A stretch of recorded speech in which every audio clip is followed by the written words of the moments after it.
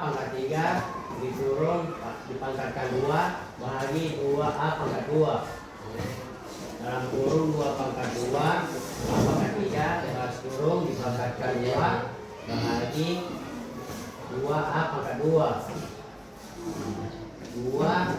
dikali tim ya? Iya. 2 kali 2 kali A dikali 2 bahagi 2A pangkat 2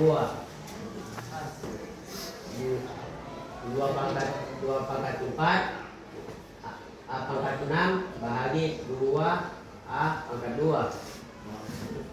2 pangkat 4 kurang 1 A 6 dikurang 2 sama dengan 2 pangkat 3 A pangkat 4. Jadi hasil 8 A pangkat 4. Oke, tepuk tangan dulu.